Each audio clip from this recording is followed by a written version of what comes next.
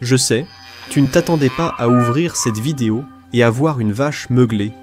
Mais même si cela n'a pas de sens à première vue, les vaches Lieli sont devenues un gros problème en Ukraine. Mais calme-toi, ce n'est pas ce que tu penses. On ne parle pas d'agriculture, ni d'alimentation, ni d'aucune question évidente à laquelle tu pourrais penser. Nous parlons d'une révolution technologique, qui a commencé lorsque des ingénieurs ukrainiens ont réalisé que ils devaient apprendre à une intelligence artificielle à identifier les sons des meuglements d'une vache. Cela allait résoudre un grand problème, mais c'était plus compliqué qu'il n'y paraissait. Cette découverte a conduit à quelque chose qui impressionne même l'OTAN.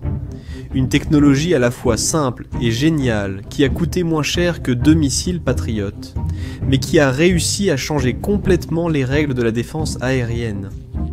Laisse-moi te raconter cette histoire impressionnante. Tout a commencé avec une entreprise qui clonait des voix pour Hollywood, et un problème très spécifique impliquant des vaches. Pour comprendre cette histoire, je dois te ramener en février 2022.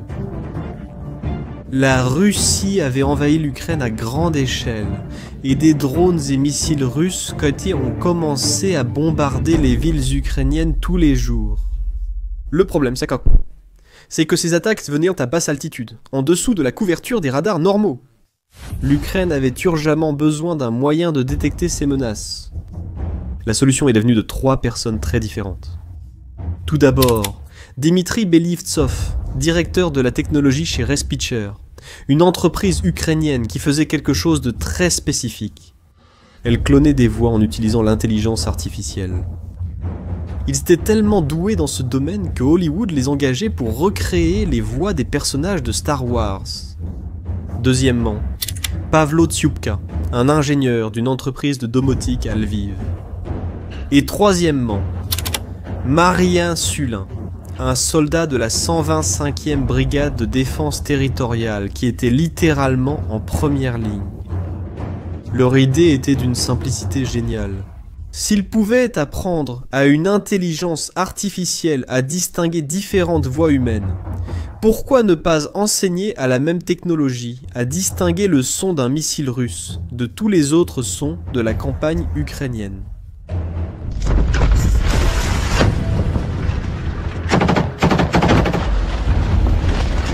C'est là que le problème avec les vaches commence. Lorsqu'ils ont testé le premier système, ils ont appelé Zvuk le mot ukrainien pour son. L'intelligence artificielle n'avait qu'une précision de 50%.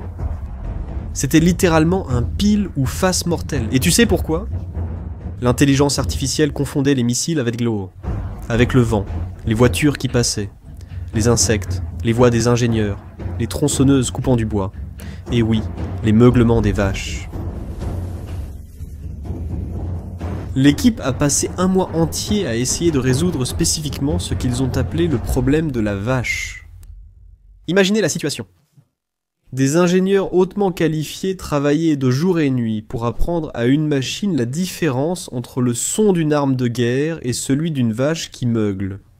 Le véritable problème était plus complexe. Ils ont découvert que les données d'entraînement qu'ils avaient collectées sur Internet étaient complètement inadéquates. Un missile enregistré de loin sonne complètement différemment d'un missile qui passe à proximité. C'était comme entraîner quelqu'un à reconnaître des voitures en ne montrant que des photos de voitures à l'arrêt, puis lui demander d'identifier des voitures en mouvement sur la route. Et la solution n'est pas venue d'algorithmes plus sophistiqués, mais de meilleures données.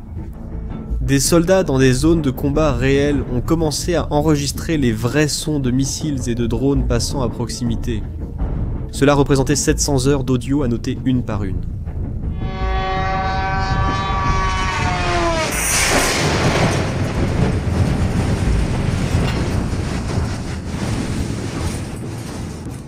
Avec des soldats risquant littéralement leur vie pour apprendre à une machine à en sauver d'autres. Le résultat a été impressionnant.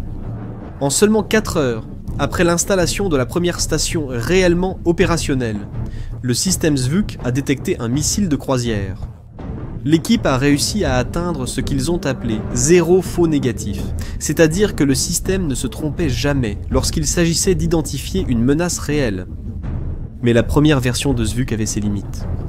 Il n'y avait que 40 stations réparties à travers l'Ukraine, couvrant environ 5% du territoire.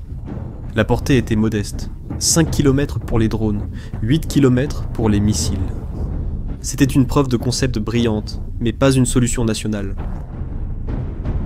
C'est alors que deux ingénieurs ukrainiens sont apparus, et ils ont eu une idée radicale. Leur devise était de laisser de côté la sophistication technique, et de rechercher une simplicité extrême. Le général américain, James Hacker, a bien décrit leur solution en disant « Ils ont mis un micro et un téléphone portable sur une perche de 2 mètres. » Cette approche a donné naissance à ce qu'on a appelé la Sky Fortress. Au lieu de stations sophistiquées avec des miroirs acoustiques, courbes et des ordinateurs dédiés, chaque capteur coûtait entre 400 et 500 $ et utilisait des pièces que l'on peut acheter dans n'importe quel magasin d'électronique. La magie était dans les maths. Lorsque 3 capteurs ou plus détectent encore le même son, les petites différences dans le temps d'arrivée à chaque point peuvent être utilisées pour calculer l'emplacement exact de la source. C'est le même principe que le Global Positioning System mais appliqué aux ondes sonores, au lieu des signaux radio. L'Ukraine a fini par installer entre 8000 et 14 000 de ces capteurs simples à travers tout le pays. Le coût total du réseau a été estimé à moins de 54 millions de $. Pour vous donner une idée, cela coûte moins cher que le prix de 2 missiles Patriot. Et que s'est-il passé ensuite? Eh bien, les résultats ont été dévastateurs pour les Russes. Lors d'une bataille spécifique en 2024, le système a permis aux forces ukrainiennes d'intercepter 80 des 84 drones russes qui s'approchaient. Un taux de réussite de 95%. Ce qui rend cela encore plus impressionnant, c'est la manière dont ils interceptèrent les drones. La Sky Fortress détectait la menace, calculait sa trajectoire et envoyait les coordonnées aux équipes mobiles dans des camionnettes. Ces équipes, qui pouvaient être formées en seulement 6 heures, utilisaient des mitrailleuses lourdes, y compris certaines mitrailleuses Maxim de la Première Guerre mondiale. C'était une combinaison parfaite entre haute et basse technologie. L'intelligence artificielle moderne guidait des mitrailleuses du siècle dernier, et cela fonctionnait parfaitement contre la stratégie russe d'utiliser des drones bon marché pour épuiser les coûteux missiles de défense aérienne occidentaux de l'Ukraine. Mais l'évolution ne s'est pas arrêtée là. La troisième étape représente un changement fondamental, passant d'une défense passive à une chasse active. L'entreprise allemande Quantum Systems, fabricant de drones, a racheté l'entreprise polonaise Wellis Acoustics spécifiquement pour équiper ses drones, appelés Vector, de capteurs acoustiques. Ces nouveaux capteurs sont de la taille d'un index et ne pèsent que quelques grammes, mais ils peuvent détecter des tirs d'artillerie à des distances allant jusqu'à 15 km. La technologie est fascinante. Ils utilisent des fils de platine chauffés, semblables à un anémomètre, pour mesurer directement la vitesse des particules sonores. L'impact stratégique est énorme. Normalement, localiser et détruire l'artillerie ennemie est un processus complexe qui implique plusieurs étapes. D'abord, le capteur détecte, puis un analyste traite. Ensuite, un observateur confirme, et enfin un tireur engage. Chaque étape prend du temps, et le temps signifie que l'artillerie ennemie peut s'échapper. Les drones. Vector compresse tout ce processus en une seule plateforme qui fonctionne de manière autonome. Le drone détecte le tir, oriente automatiquement ses caméras dans la direction du son, confirme visuellement la cible et transmet des coordonnées précises pour une contre-attaque, passant de minutes à secondes. Et tu sais ce qui a été le plus curieux dans cette histoire? La réaction de l'OTAN. Ils sont restés bouche bée devant toute cette innovation ukrainienne. Le général Hacker, que nous avons déjà mentionné, a dit être très impressionné. Il a même déjà testé ce système sur la base aérienne américaine de Ramstein, en Allemagne. Tom Goffus, secrétaire général adjoint de l'OTAN, a qualifié ce développement de fou, en soulignant particulièrement le faible coût pour une couverture nationale. Mais ces réactions enthousiastes révèlent aussi quelque chose d'inconfortable pour l'Occident. Voyez-vous ? Alors que l'OTAN met normalement de 5 à 10 ans pour créer et approuver un nouveau système militaire, l'Ukraine a réussi à développer 3 versions différentes de cette technologie acoustique en seulement 3 ans. Et cela c'était pendant une guerre, alors que tout devrait être plus difficile. La différence ici n'est pas une question de ressources ou de capacité technique, c'est une question de structure et d'urgence. Parce que soit nous adoptons... Je parle de petites équipes concentrées, travaillant directement avec les utilisateurs finaux sur le terrain, qui parviennent à innover plus rapidement que les grandes bureaucraties d'État, même avec des budgets bien moindres.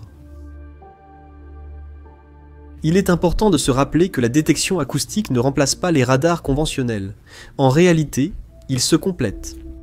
Le radar offre une portée supérieure et fonctionne à n'importe quelle altitude ou dans n'importe quelle condition météorologique.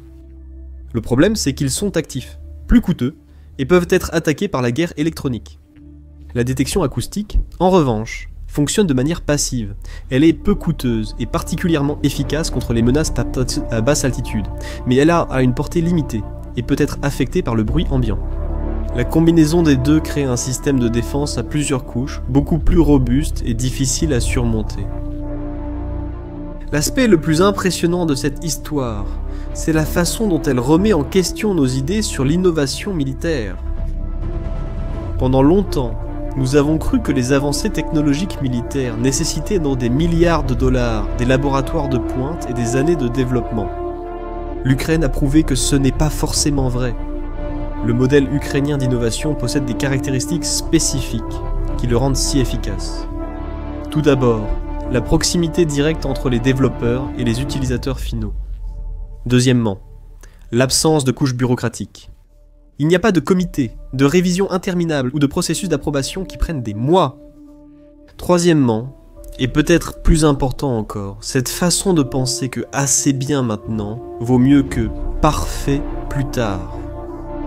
Le système SVOOK initial avait de fausses alertes, mais il détectait toutes les menaces réelles. C'était assez bon pour sauver des vies immédiatement et il pourrait être amélioré plus tard. Cette approche contraste fortement avec la façon de penser militaire occidentale, qui privilégie des systèmes parfaits plutôt que des solutions rapides. Un missile Patriot est techniquement supérieur à une mitrailleuse lourde guidée par l'intelligence artificielle, mais il coûte des millions de fois plus cher et ne peut pas être produit en quantité suffisante. Et comme cette technologie est si accessible, elle se répand déjà rapidement. La Russie, par exemple, développe ses propres systèmes acoustiques, en copiant directement les modèles ukrainiens. La Chine étudie en détail ces innovations pour les appliquer à ses propres programmes militaires. Même des pays plus petits explorent comment adapter ces concepts à leur propre réalité en matière de défense. Et cela crée une situation très intéressante. Arrêtez-vous pour y réfléchir. La même technologie qui protège l'Ukraine aujourd'hui pourrait être utilisée contre les forces occidentales demain. C'est le dilemme classique de l'innovation militaire. Tout avantage est temporaire. Pendant ce temps, l'évolution continue. Les prochains développements incluront probablement une intégration encore plus poussée de différents types de capteurs, des équipements encore plus petits et des capacités d'intelligence artificielle plus avancées. Des capteurs acoustiques pourront être intégrés à l'équipement individuel des soldats, créant ainsi des réseaux de détection personnelle. Des drones plus petits pourront transporter des groupes de capteurs encore plus sophistiqués. Comme vous pouvez le voir, l'avenir de cette technologie va bien au-delà du domaine militaire. C'est parce que les mêmes principes peuvent être appliqués à la sécurité civile, à la surveillance environnementale et même à des applications commerciales. Des réseaux de capteurs acoustiques pourraient détecter des fuites de gaz, surveiller la faune ou identifier des véhicules non autorisés dans des zones protégées. Au final, la révolution acoustique de l'Ukraine sera retenue non seulement pour les drones qu'elle a permis d'abattre, mais aussi pour les idées qu'elle a bouleversées. Elle a prouvé que de petites équipes agiles peuvent surpasser de grandes bureaucraties, que l'urgence d'un besoin réel accélère l'innovation d'une manière qu'aucun budget ne peut acheter, et que parfois la solution la plus simple est aussi la plus révolutionnaire. L'histoire qui a commencé avec des ingénieurs essayant d'apprendre à une machine la différence entre une vache et un missile a fini par changer la nature de la guerre moderne. Et ce n'est que le début.